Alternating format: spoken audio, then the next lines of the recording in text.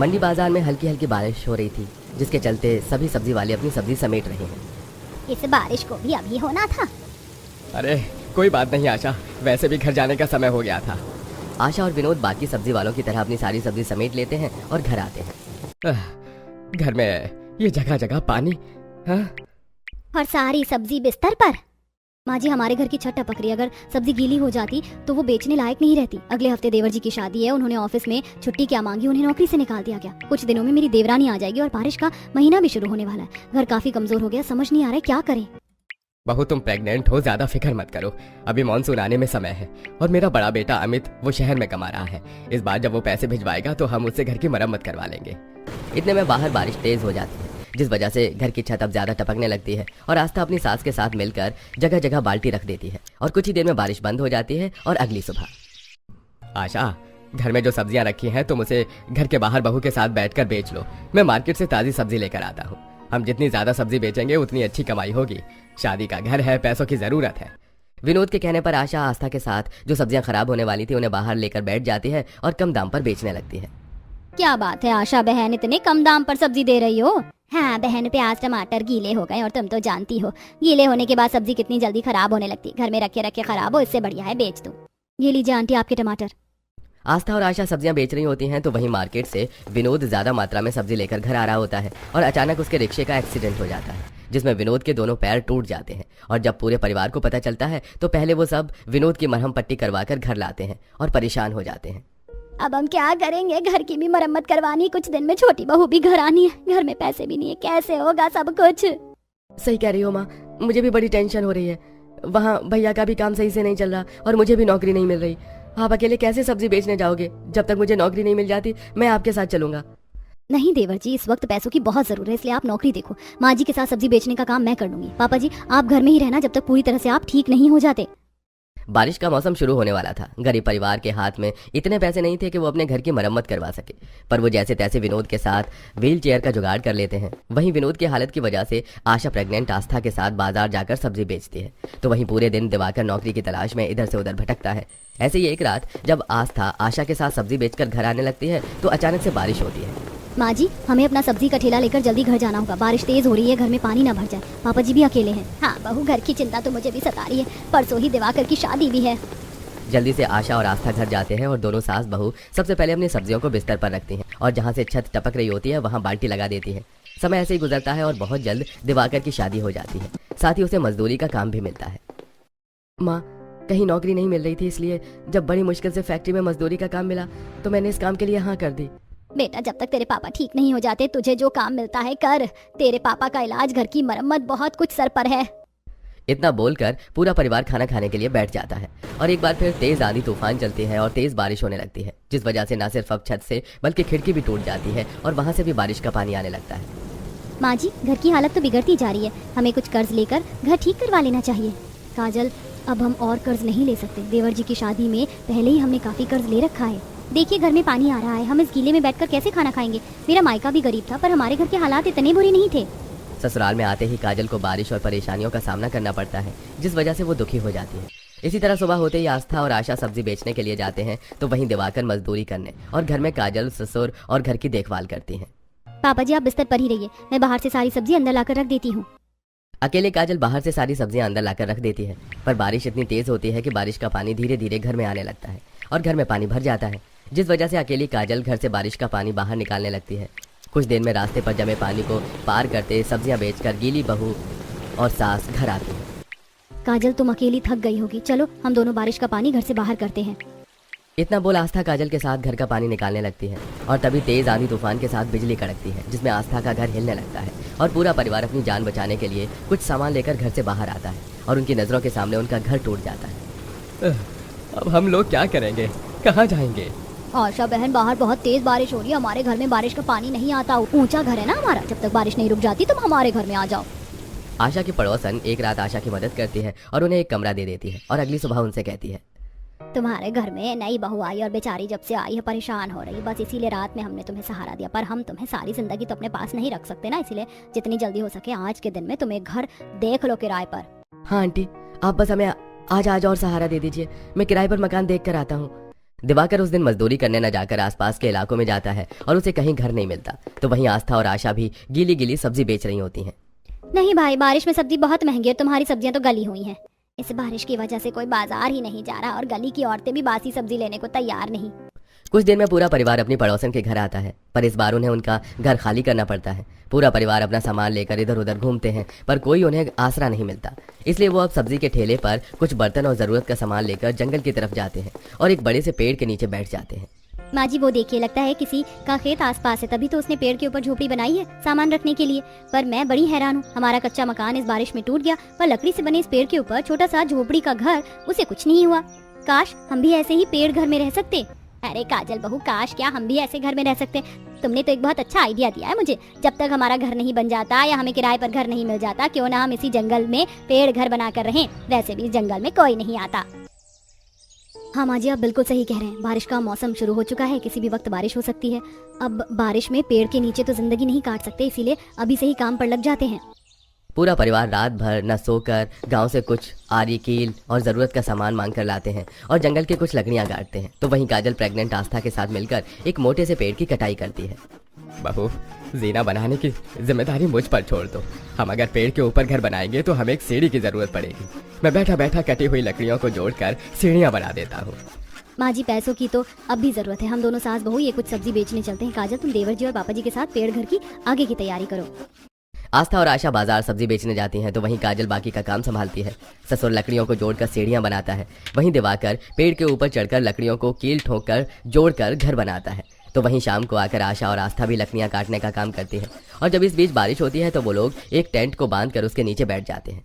इसी तरह एक हफ्ता बीत जाता है और पूरा परिवार मिलकर पेड़ के ऊपर एक छोटा सा घर बनाते हैं और एक नीचे की तरफ भी झोपड़ी बनाते हैं लकड़ी की विनोद के लिए। तो वहीं दूसरे पेड़ पर रसोई और उसमें अपने रहने का इंतजाम करते हैं और विनोद ने सीढ़ियां भी रेडी कर ली थी।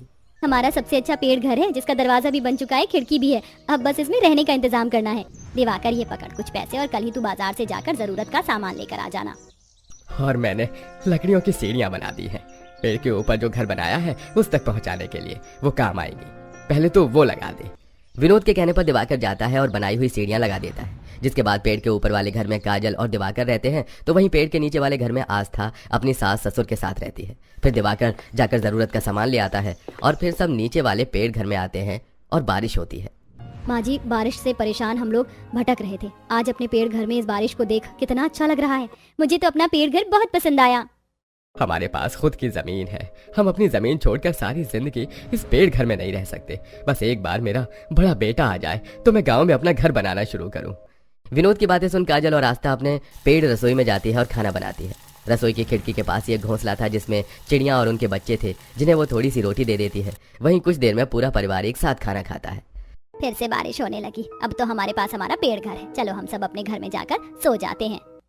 काजल और दिवाकर सीढ़ियां चढ़कर ऊपर अपने पेड़ घर में जाते हैं, जहां वो बिस्तर पर लेटे हुए बातें करते हैं। ये पेड़ घर कितना अच्छा है ना, कितना ठंडा लग रहा है, कितनी अच्छी खुशबू आ रही है। हाँ काजल, सच में ये घर बहुत अच्छा है। तुमने सोच और माने इसे पूरा कर लिया। माँ जी पापा जी सो गए हैं, अब आप भी सो जाइए। वैसे सब्जियां खत्म हो गई हैं, मंडी से कल सब्जी लेकर आनी होगी, हमें जल्दी उठना है। रहने दे बहू, मैं चली जाऊंगी कल, तू आराम कर। प्रेग्नेंट है, कल भी बारिश होगी तो परेशान होगी। तू भी सो जा अब। इस तरह गरीब ससुराल पेड़ घर में अपना गुजारा करता है। वहीं दोनों सास बहू सब्जियां बेचने बाजार जाते हैं और दिवाकर भी काम करता है। कुछ ही दिनों में अमित घर आ जाता है और वो लोग अपना पक्का घर बनवाते हैं और कुछ महीनों में घर बनने के बाद वो लोग अपना पेड़ घर खाली करके अपने घर चले जाते हैं। अरे बेटा, समझने की कोशिश करो। इस 4 मंजिला दीवारी के अंदर बैठी हुई जो राजकुमारी है, जो इस घर की इज्जत है, वो मेरी ही बेटी है। मुझे जाने दो। अरे अम्मा, ये 4 मंजिला रईसों का घर है। इस अमीर घराने में आप कहना चाहती हो कि आपकी बेटी साक्षी मालकिन है? क्या अच्छा मजाक है। अरे बेटा, तुम्हारा दिमाग मोटा है क्या? मेरी तो समझ में नहीं आ रहा है कि तुम्हें कैसे समझाऊं कि मैं इस घर की मालकिन मेरी बेटी है।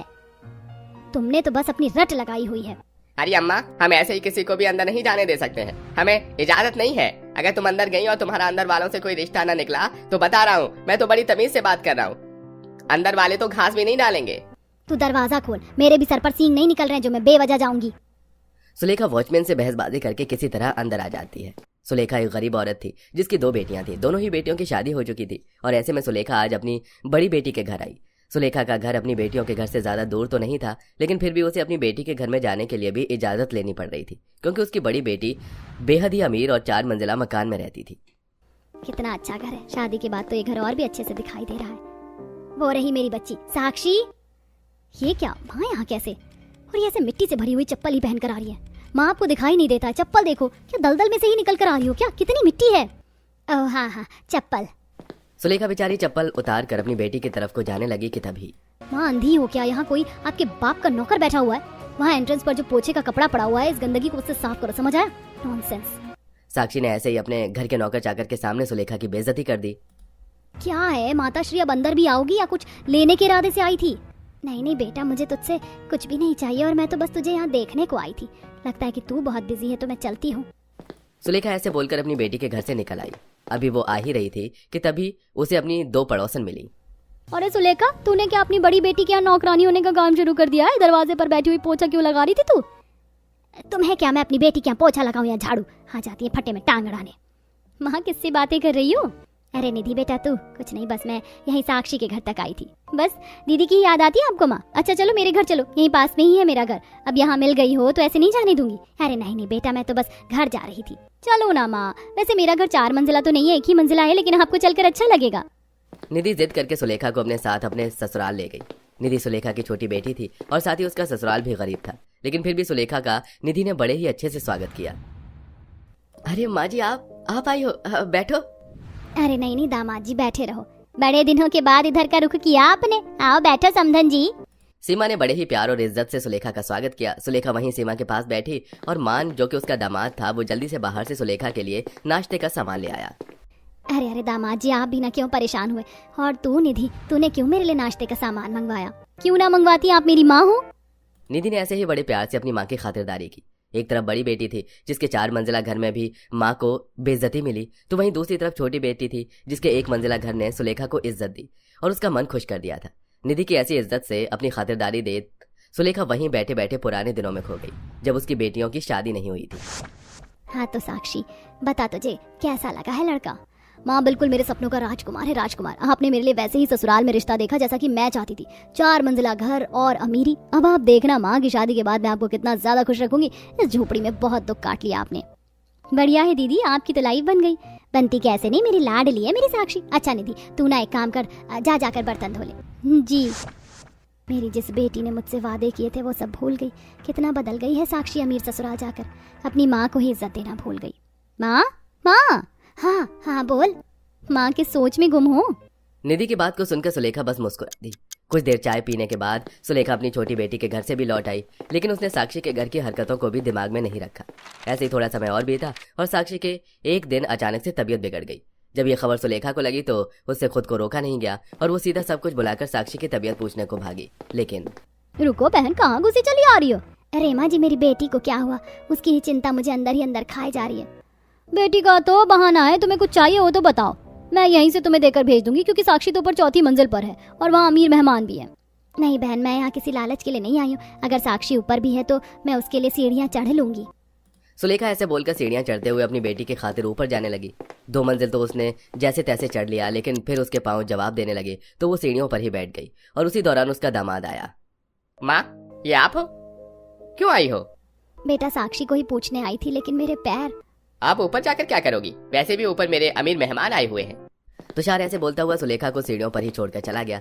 सुलेखा को ये सब बेइज्जती पसंद नहीं थी, लेकिन बेटी से मिलने की खातिर वो माँ सब कुछ बर्दाश्त कर गई। बड़ी ही मुश्किल से सुलेखा ऊपर आई और ऊपर आकर उसने देखा कि साक्षी मेहमानों के साथ हंस रही थी। माँ तुम फिर से क्यों? बेटा तेरी तबीयत पूछने ही आई हूँ, कैसी है तू? नीचे जाओ अभी के अभी। माँ आपको दिखता नहीं है यहाँ कितने अमीर अमीर लोग आए हुए, बस मुंह उठाकर चली आई। क्यों हर किसी के सामने मेरी बेइज्जती करवाती हो? मैंने तो इन्हें सीढ़ियों से ही जाने को बोला था, लेकिन इन्हें बात समझ कहाँ आती है। माफ कर दे साक्षी और दामाद जी, मेरे आने से आपकी इज्जत कम हुई, इसके लिए मैं माफी चाहती हूँ। चलती हूँ। सुलेखा हाथ जोड़कर साक्षी के घर से निकल आई। अब ऐसी बेइज्जती के बाद सुलेखा का दोबारा साक्षी के घर जाने का भी रुख नहीं हुआ।